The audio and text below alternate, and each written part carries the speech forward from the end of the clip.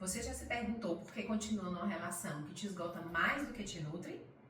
No episódio de hoje, vamos falar sobre o que torna um vínculo tóxico, seja em relacionamentos amorosos ou em amizades.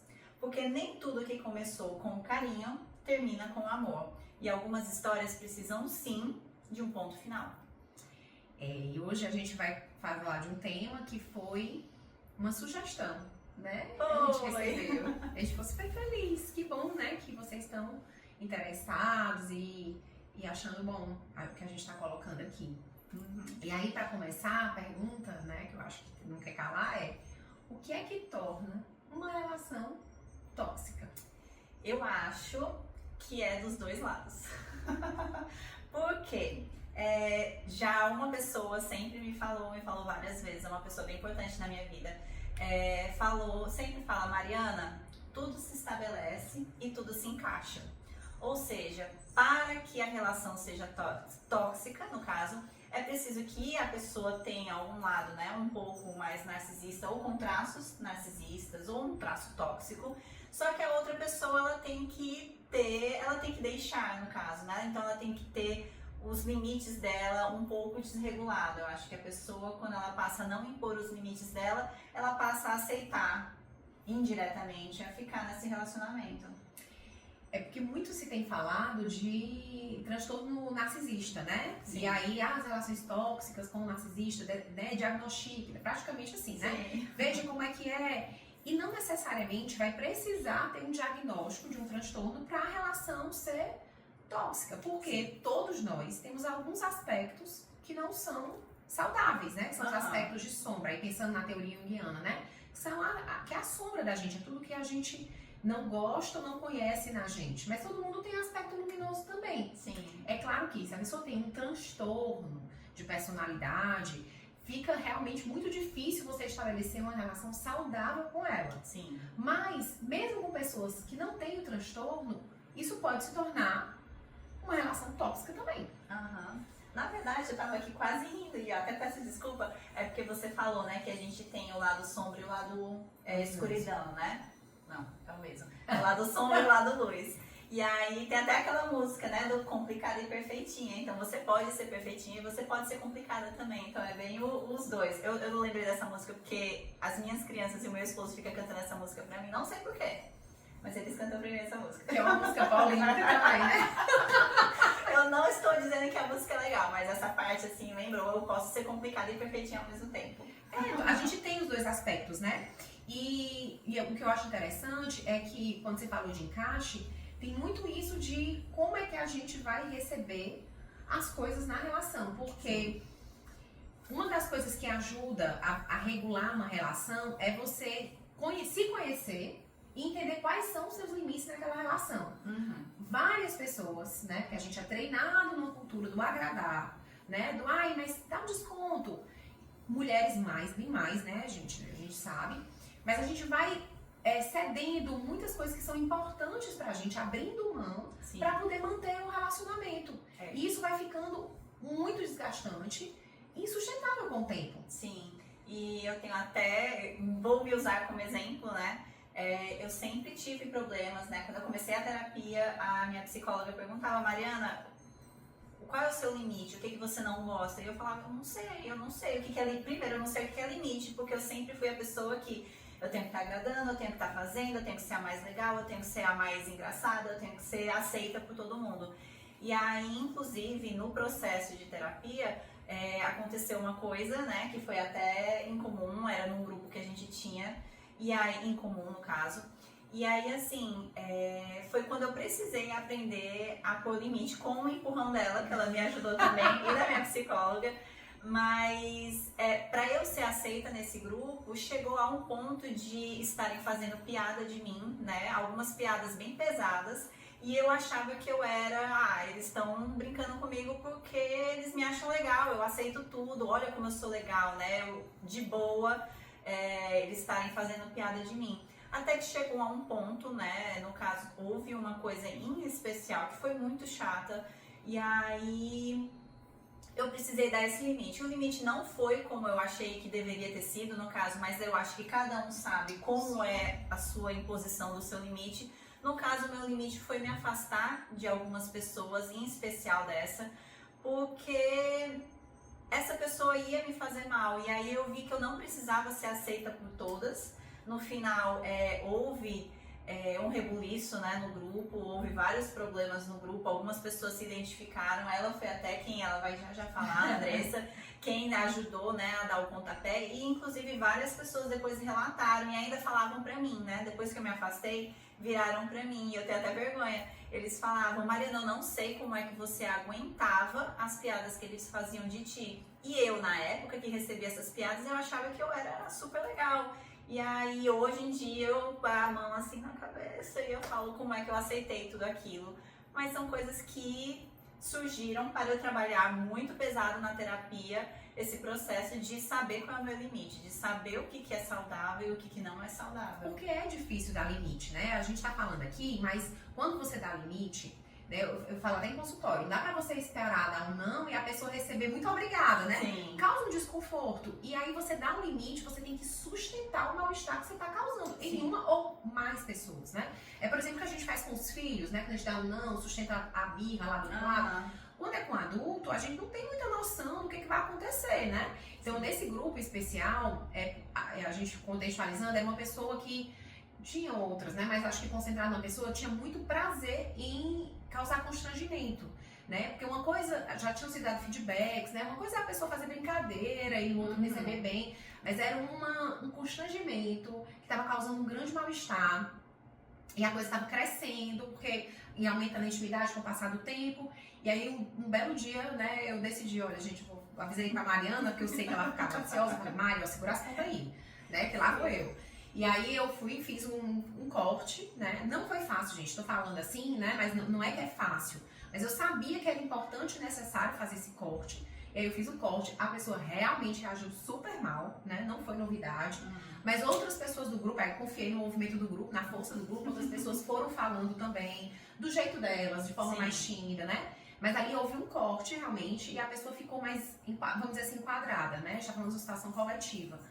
Então, realmente depois, né, o mal-estar ficou concentrado em mim e em você, muito claramente, né? A gente é muito amiga, todo mundo sabe. Mas não era só sobre mim e a Mari, né? Era sobre um grupo inteiro constrangido e com muita dificuldade de se posicionar. Sim. Porque é difícil mesmo, né, gente? Eu assumi um desafio, na verdade, né? Muito consciente. E acho que a gente pensar que a gente está numa situação de grupo grande, mas nas relações mais próximas, com quem a gente ama de verdade, é muito mais difícil fazer isso, né? Você corre, porque tem um risco de perda. Nesse caso, foi uma perda que, na verdade, a gente já estava até desejando, né? Sim, o afastamento. era. Mas, quando são pessoas que a gente ama e tão próximas, é mais difícil porque a gente não quer perder. Só que, qual é o preço que a gente está disposto a pagar? Eu acho que isso é uma boa métrica. Qual é o preço que a gente está disposto a pagar para ficar numa relação? É se anular? É ficar, né, tendo crise de ansiedade, mal-estar? Porque crise no relacionamento vai ter. Sim. Mas o relacionamento ser uma crise, uma eterno mal-estar, aí tá errado, não dá. Não. E aí, assim, até sobre isso de crise, né? E de causar desconfortos e impor limites e tudo, né? Até, assim, uma situação também comigo, que ela mencionou ansiedade, eu lembrei da ansiedade, né? Mas eu sempre tive isso de estar ansiosa, eu tenho problemas até com meu esposo, né? Eu tô do lado dele, o silêncio não é confortável pra mim, então eu fico perguntando pra ele se tá tudo bem, isso e aquilo. E o limite dele era de realmente, ele não gostava de toda hora ter que estar falando que eu estou bem, Mariana, eu estou bem. Então ele chegou uma época pra mim e falou: Mariana, olha, você me pergunta muitas vezes isso e eu realmente não gosto. E isso também é trabalhado em terapia, e eu acho que, assim, no final a gente conseguiu se ajustar a ponto de que eu falo bem menos, eu pergunto bem menos, né, se tá tudo bem, se estamos bem no caso. É uma coisa que é minha, né, é um limite que ele tentou impor, né, assim, de conversa, não de impor de é isso e pronto, que é o que eu acho que as pessoas às vezes acham, que o limite tem que ser duro, né, o limite não precisa ser rígido e não precisa ser duro, que eu tinha muito medo durante a terapia eu falava, eu vou ter que deixar de ser eu mesma, eu vou ter que deixar de ser legal, eu vou ter que deixar de ser boa com as pessoas para impor os meus limites quando eu não quero. Não, há jeitos e maneiras de falar e há jeitos de estabelecer o que tá bom pra gente ou não e os limites, né? Então, assim, até você aprender a descobrir o seu limite e a falar sobre o seu limite com as pessoas é muito difícil. É muito difícil, né? Eu acho que deixar isso claro, porque é um desafio que você vai aprendendo a lidar. Sim. E tu fala uma coisa muito legal, que é quando a gente vai dar um limite, quando a gente não tem o hábito, parece sempre que a gente vai se tornar um monstro, né? Sim. Porque de fato tem um desconforto lá no outro, mas não necessariamente vai criar um afastamento ou a perda, mas a gente precisa correr o risco. Por quê? Para um relacionamento ser saudável, ele precisa tolerar alguns limites. Sim. Você sabe que o outro não gosta de alguma coisa e você permanece fazendo, mas às vezes eu não consigo evitar, tudo bem. E aí ele precisa ser negociado na relação, que é isso que você trouxe, né? Mas uma das coisas que eu acho que é um bom parâmetro, quando você vai falar pra alguém um desconforto, porque a gente não pode partir do princípio que o outro sabe, que o outro ou tem que saber, não, são adultos, então Sim. cabe a gente colocar pro outro, olha, isso aqui me incomodou. E quando a gente coloca, né, como o outro reage, aí é um bom parâmetro. Porque se você falou e a pessoa diz, nossa, que frescura, quanto mimimi, realmente fica muito difícil negociar uma estratégia para o relacionamento ficar saudável. E fica difícil também para a pessoa vir com novos limites, né? Se você não dá abertura para ser escutado, para você trazer depois outros questionamentos para se ajustar, a gente acaba não querendo. Desistindo. E aí, esses são muitos desafios. Tanto a gente se abrir para ouvir, né? Porque é importante. Como a gente também, mesmo que o outro vá e faça uma resistência, se colocando. Por quê? Quanto mais o outro se mostra impermeável a qualquer feedback, a qualquer solicitação, né, de colocação de limite, mas você sabe que a relação não vai ter como ser saudável. Sim. Porque se eu tô colocando aqui meu limite e outro, e a pessoa tá desqualificando, não, porque exagero, porque também tu, né, tu é muito sensível. Isso, gente, não tem como. É da ordem do impossível. Então eu acho que talvez o grande parâmetro que a gente tenha é esse, né? De a gente procurar, inclusive, se você tá numa relação, e aí não precisa ser só amorosa, mas que o outro tá sempre desqualificando o que você coloca, é bom a gente consultar umas outras pessoas. E aí, gente, rede de apoio. Sim. Porque se tem uma coisa que os relacionamentos abusivos fazem, é isolar. Então, você ter sempre a rede de apoio. Ter pra quem ligar, ter pra quem chamar pra tomar um café, que é justamente pra você dizer, relatar e a outra pessoa dizer, bom, não tem loucura em você. Sim. E isso é de uma potência que a gente, às vezes, não tem noção do quanto, né? E eu acho que voltando, né, pro início que a gente estava conversando também, não adianta você só estar na relação, dizer que a relação ela é tóxica, dizer que a pessoa tem traços narcisistas, é um narcisista, querer diagnosticar ela de qualquer maneira, se você, eu vou até colocar, você tá só como espectador do relacionamento. Então, eu acho que antes de você jogar tudo para o ar, né, eu acho que uma boa terapia, conversa com amigos, a rede de apoio e também ver o que é que você está fazendo para meio que dar suporte a essa relação. Porque se a pessoa é tóxica, mas você faz tudo o que ela quer, né? Ele é assim, mas você ajudou a pessoa a estar dessa maneira. Eu digo por experiências, né? No começo do relacionamento, por ver padrões na família, eu achava que, por exemplo, eu tinha que estar fazendo o prato do meu marido sempre.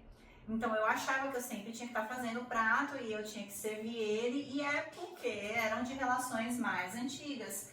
E aí, até eu entender que eu não estava querendo sempre fazer o prato, aí vinham crianças, aí vinham outras coisas e não era hora. Até eu conseguir falar, pera, eu não acho que isso é certo, mas a pessoa já estava acostumada. Então, meu esposo, no caso, estava acostumada durante bons anos a eu estar fazendo o prato dele, o que não é grande coisa, gente, isso é só um pequeno exemplo. Então, assim, Ele estava acostumado. E se você quer parar, mas não põe um limite, não explica o porquê, você só para porque de repente você ficou brava, ele vai ter um desconforto, ele não vai achar legal, ele vai ficar bravo. E é isso. Que aí entra nas feridas, né? Mas é isso, você foi lá, explicou, e a outra pessoa, ah, tá, entendi, realmente isso aqui é parte que é minha. Ok. Mas a pessoa fala, ah, mas você também, né, agora tá toda feminista, nem meu prato mais quer fazer. Ai, gente, realmente, né, red flag aí. Sim. Então, a gente tentar ver como é que a gente é recebida e sempre entender também que o quanto também a gente, às vezes, que eu acho que é uma boa reflexão, a gente tá se manifestando de maneira também não muito saudável na relação. Isso. Porque, às vezes, eu tô lá da cá. Então, sei lá, que eu escuto às vezes assim, ah, não, mas foi o outro que me fez agir assim. Gente, ok que tem relações que vão e moldam, mas quanto mais a gente tem consciência do quanto a gente tá, né, caindo nesse padrão de toxicidade, mais a gente consegue sair disso para a vida, independente de quem tá ali do nosso lado, e construir coisas saudáveis. Então, relacionamento é sempre ajuste, eu acho que isso é um ponto, né? Sim. Então, eu tenho escutado também muitas críticas assim, hoje todo mundo acha que o relacionamento tem que ser só as mil maravilhas e quando tem um problema pula fora. Não é isso. É você entender quem que está disponível para negociar, para disputar, para reconhecer, porque relacionamento precisa de concessão, precisa de compreensão, precisa que você realmente seja ouvido, precisa que o outro, né, tenha essa disponibilidade, e a gente também, né, de ir mudando. Tava conversando com as amigas agora recente, e aí a gente falando sobre isso, né, sobre como as relações mudam com o tempo e como para a coisa funcionar, os dois têm que estar dispostos, né, as duas pessoas têm que estar dispostas a fazer as concessões necessárias, né, para aqueles ajustes. Até porque a pessoa que eu era ano passado eu já não sou hoje, e aí a gente vai se ajustando, se entendendo, e eu acho que isso é com todo mundo. Não só em relacionamentos amorosos, como de amizades. Então, se um dia eu tava gostando, eu tava adorando correr, foi o último podcast, talvez ano que vem eu já odeie correr e tá tudo bem, a gente se conversa e não é por isso que vamos nos afastar. Então, é um exemplo. Mas eu acho que é isso, eu acho que isso se estende também a relacionamentos pra fora de casa também. É, com certeza. E acho que foi isso que a gente quis, né, ampliar, para não ficar só focado em relacionamento amoroso, porque de maneira geral a gente tem padrões de comportamento, a gente tende a repetir em muitas situações da vida. Então, quanto mais a gente tiver consciência, e aí eu acho que a palavra-chave é autoconhecimento.